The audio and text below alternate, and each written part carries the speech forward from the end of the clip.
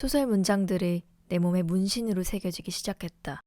요즘 서점 베스트셀러 코너에 가면 심심치 않게 만나볼 수 있는 작가가 있습니다. 바로 정세랑 작가인데요. 기발한 상상력과 재치 있는 문체를 보여주는 정세랑 작가는 보경교사 안은영, 지구에서 하나뿐 등 책만 냈다 하면 인기 소설에 올라 대세 작가 반열에 올라섰습니다. 오늘 소개할 책은 정세랑 작가의 첫 장편 소설인 덧니가 보고 싶어입니다. 2011년에 발표된 장편 연애 소설인데 작년에 새로 개정판이 나왔습니다. 장편이지만 그리 많은 분량이 아니며 문신이라는 소재와 스릴러적 요소가 결합돼 시간 가는 줄 모르고 금방 읽을 수 있습니다. 본격적으로 내용으로 들어가 볼까요? 여자 주인공 재화는 장르 소설 작가입니다. 이때 재화는 자신의 9개 소설 작품에서 전 남자친구 용기를 투영한 캐릭터를 만들어 왔고 이 캐릭터를 소설 속에서 죽여왔습니다. 예를 들어 시공의 용과 15연인들이라고 하는 재화 소설 속에서 용기는 용에게 곡물로 바쳐진 여인들을 구하기 위해 동굴로 들어간 청년 중 한 명의 캐릭터로 나옵니다. 용기를 투영한 이 캐릭터는 책 속에서 용의 꼬리에 압사당해 죽습니다. 이런 식으로 재화는 그의 장르 소설 속에서 전 남친 용기를 죽여온 것입니다.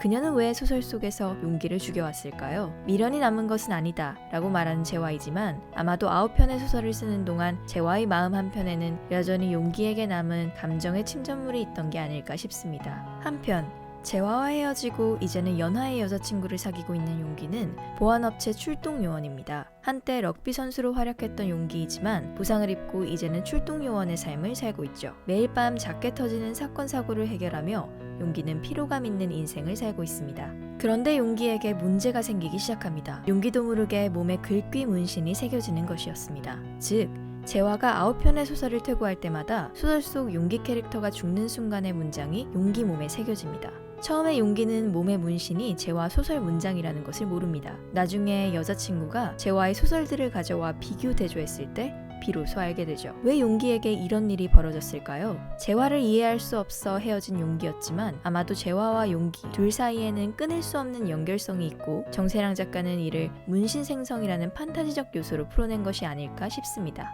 용기가 몸에 생기는 문신으로 곤혹스러워할 때 재화는 위험에 노출됩니다. 누군가 그녀의 우편물을 뜯어보는 등 언젠가부터 그녀 주변을 누군가 맴돈다는 것을 느끼죠. 불안감을 느낄 때쯤 끝내 그녀의 집 근처에서 누군가 그녀를 붙잡습니다.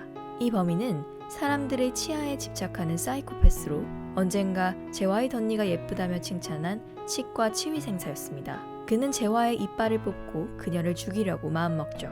한편 몸의 문신이 재화의 소설 문장이라는 것을 알게 된 용기는 마지막 9번째 소설의 문장이 자신의 몸에 새겨질 것을 예상합니다. 그런데 기존 책의 내용과는 조금 다른 문장이 용기 몸에 새겨지다 맙니다. 어딘가 바뀐 쓰다만 문장이 몸에 새겨진 것을 발견한 용기는 무언가 수상한 낌새를 느끼죠. 사이코패스 범인으로부터 생명의 위협을 당하고 있는 재화, 그리고 재화가 수상한 상황에 처했음을 직감한 용기. 용기는 재화를 찾기 위해 재화의 집으로 향합니다. 목숨을 위협받고 있는 재화가 살아남을 수 있을 것인지, 재화를 찾기 위해 질주하는 용기가 용기 있게 재화를 찾아낼 것인지 책의 마지막을 확인해 보시기 바랍니다. 덧니가 보고 싶어는 재화와 용기의 이야기도 흥미로웠지만 재화가 쓴 9편의 소설을 읽는 재미도 있는 작품이었습니다. 정세랑 작가가 썼던 첫 번째 장편 소설 덧니가 보고 싶어 금주에 추천합니다.